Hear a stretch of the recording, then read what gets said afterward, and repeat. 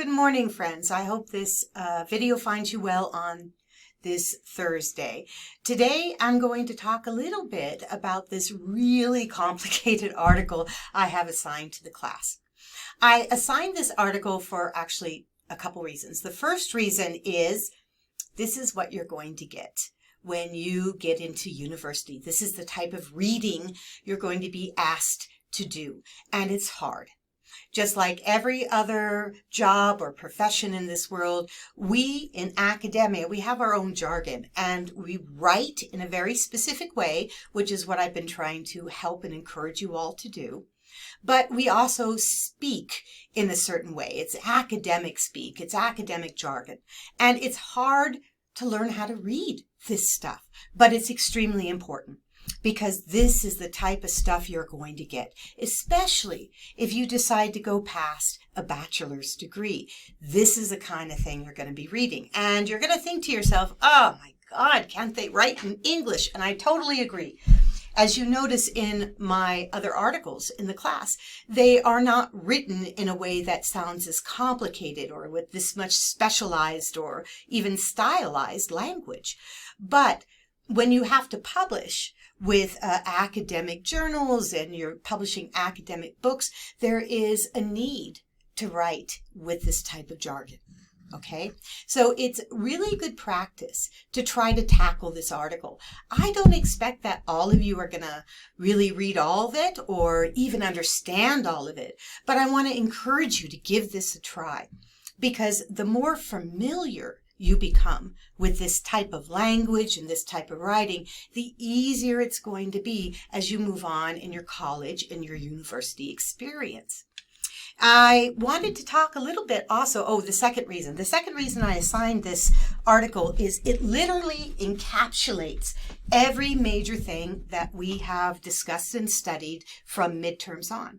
It talks about the need of deep listening. It talks about interpersonal relationships. It deals with power and all the different forms of power. Matter of fact, what we have here is dominance, we have resistance, and then we have the chorus, and I'll talk about these characters a little bit later, but the chorus is the only group, or actually one of two groups, that encourages empowerment. So a lot about what we've been discussing in our class for these last few weeks are argued for in this particular paper. So what I'm going to do is give you a little summary of this article and a summary of the play Antigone, because many of you probably have not read it yet, but I guarantee you that if you continue on, there might be a very good chance that this play will be assigned to you, because it's considered one of the most classic pieces of playwright literature that we have in the world. And a matter of fact, Antigone as a play has been so popular that there is so many adaptations.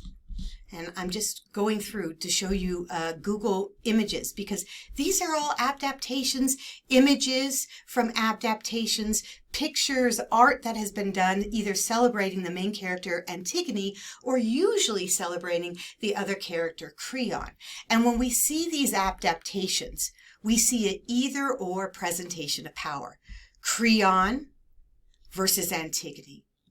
Who is right? So it's a fascinating play, and it's, by the way, a very, very quick read, and you can get a free copy of this anywhere on the internet. But it is probably one of those pieces of literature that has been performed more, has been adopted more, and used more often for protest needs than any other piece of literature, either fiction, nonfiction, or playwriting that exists on this earth, and I'm not joking. So if you have the time to read Antigone, I'm going to suggest you do. So let's take a quick look at what Antigone is about. So I'm sure you've all heard of the mythological character Oedipus, right? So Oedipus is that king, right? This king of Crete originally, who, so funny, that Freud decided to talk about in his writings, right? The Oedipus complex. Have you heard that? About young men who's in love with their mothers, so to speak, or vice versa, the Oedipus complex, right? So Freud actually based the Oedipus complex on this play about Oedipus. And Sophocles, who wrote a trilogy. And what's really interesting is this is right after writing was invented. These plays were created, which is astonishing to think that right after the technology of writing was invented in Greece, soon after, there was this glorious, glorious emergence of the arts, and especially of theater and playwriting. And it was pretty darn amazing. So they used to have these playwriting festivals in which the playwrights would come and bring their plays, and they would compete, and there'd be a big prize at the end. Sophocles almost always won. He was an incredible writer, and we still perform his plays today. But he gave us this trilogy that dealt with this particular family, and Oedipus was central in this family. Oedipus was a king who ended up marrying and sleeping with his mother and accidentally killing his father without knowing it. And again, it was picked up by Freud many, many hundreds of years later to be used as kind of a metaphor for a psychological theory that he had in mind. So the last part of the trilogy really is this story between Antigone and Creon. And it's a story of power. It's a story of dominance versus resistance or preventative power. And how when we try to one-up each other, we lose. But what is really, really, really interesting, I think, about this play in general is that scholars throughout the time and playwrights who have adapted this play, they usually argue that either Antigone is right or that Creon is right, and they miss the third major character, the chorus. So I'll get to that in a moment. So the play opens up. What we find out is that Oedipus has died. And now the kingdom is in chaos. So Oedipus had 2 daughters and 2 sons.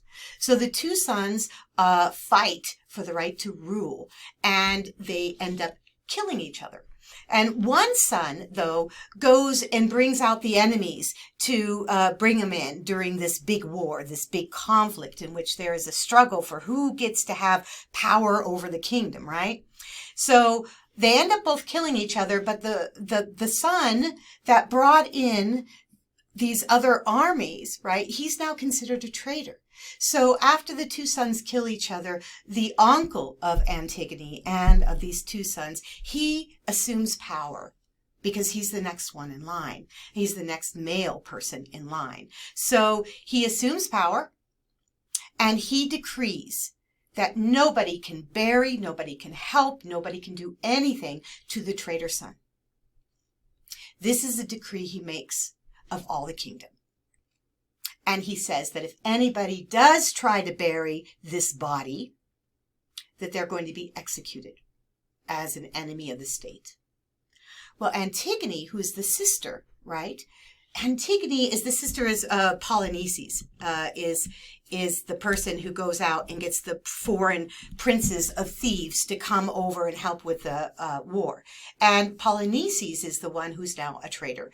So Antigone's like, I can't live by this law that my uncle has decreed, because in ancient Greece, by the way, if a body was just left on the ground after a war or whatever, and it wasn't buried, it was thought that that soul would end up having to wander in unhappiness and unfulfillment for the rest of their life. So Antigone, believing this, could not live with herself if she did not go try to bury her brother. And so she goes to Creon and she says, hey, Creon, listen, I need you to understand we have to bury him. I can't. There are 2 different laws. There's the law of men and there's the law of heaven. And I have to decide which is the law I need to follow under this particular circumstance. And I need to follow, Antigone says, the law of heaven. Well, Creon says, okay, whatever, the laws of heaven actually don't work in the everyday lives of men. And I have decreed this. And if you do this, Antigone, you will be considered an enemy of the state and you will be executed. So Antigone makes this decision to bury her brother, and she goes to her sister Ismene, and she asks her sister to help, but her sister refuses to help. And that's a different story altogether. But anyway, so Antigone feels like she has to do this alone. And her sister, tries to get her not to do it, begs her not to do it.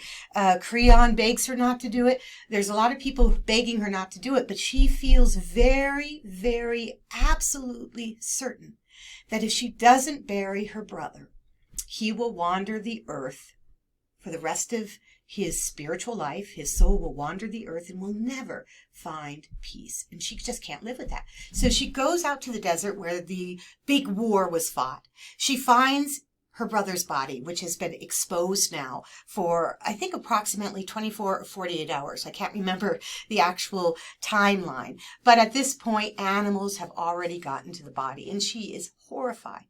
And it's very difficult for her to dig a hole or anything to put him in. So she puts rocks on top of the body. She does her best to bury the body, and she anoints the body, and she says the prayers, and she does everything that she needs to do. And she tried to do it incognito so that Creon doesn't find out. But of course, Creon knows. And Creon decrees that because Antigone did what she did, that she is going to have to die. And then he also sends a bunch of people out there to unbury the body again. This is Creon, right? Okay, so now I want to talk about the chorus, okay? So the chorus, let me get the characters here. The chorus in, where are we? There's the chorus. The chorus, here we go. In Greek tragedy, they kind of function both as like a narrator, but they also are a commentator, and occasionally they become a character. Now, the chorus is a group of people who speak in unison, and they talk as if they have one voice, right? So they're kind of with the characters, but also outside the characters watching. And they give thoughts to the audience about what's going on. They sing songs, actually, and sometimes they interact with the actual characters in the play. Well, what we see with the chorus in this particular play, in the Antigone, is that they actually warn Creon.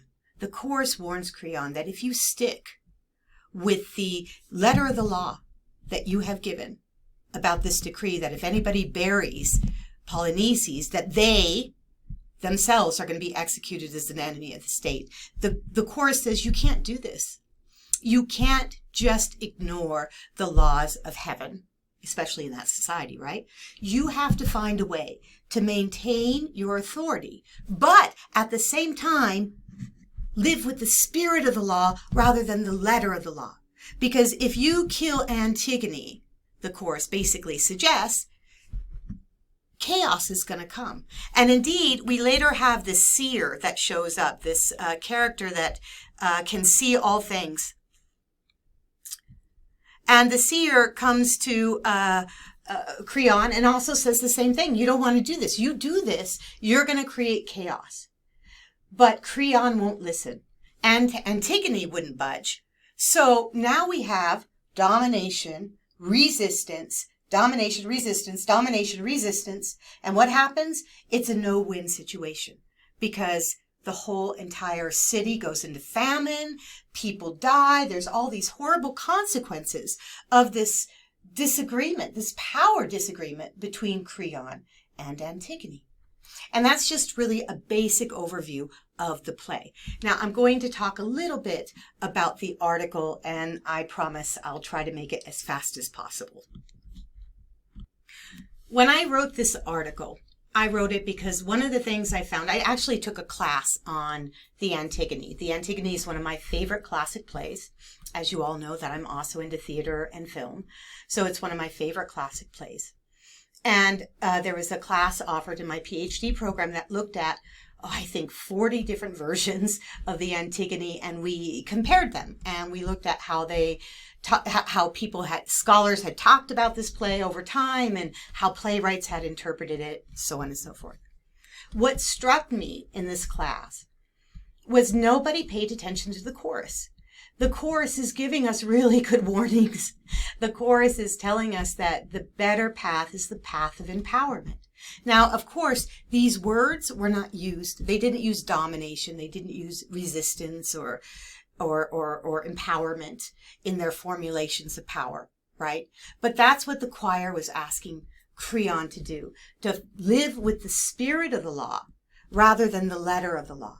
Because that way, he's creating an empowering situation between him, Antigone, the laws of man in everyday life versus the spiritual laws that people also had to follow, right? He's creating an empowering situation for all of these things to come. Polynices, the traitor who Antigone tried to bury because he was her brother, Polynices could have still been considered a traitor and written in their history books as a traitor, but he could have still been buried, right?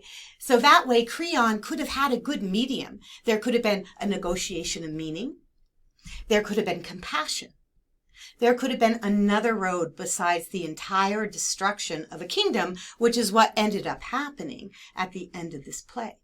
So what I argue in this paper ultimately is that we shouldn't look at Antigone as the hero, and we should not look at Creon as the hero. The person we should look at as the hero is the chorus who asks us to reach for empowerment, and the chorus who also asks us to deeply listen, because that's another issue in this play. Nobody listens to each other. They are so stuck in their own argument that they can't hear the argument of the other person. And that's problematic in any type of relationship. And we see it in the words, we see it in their actions, and we see it in the tragic end of this particular play. So it's an interesting play. And although you may not feel like you got everything after reading this article, please know that that's okay. One thing I suggest is to just write down the things that you do get. The things that went, oh, okay, that I understand. Write that stuff down. Take notes on that. And then just ponder that. A lot of times articles like this should be read more than once.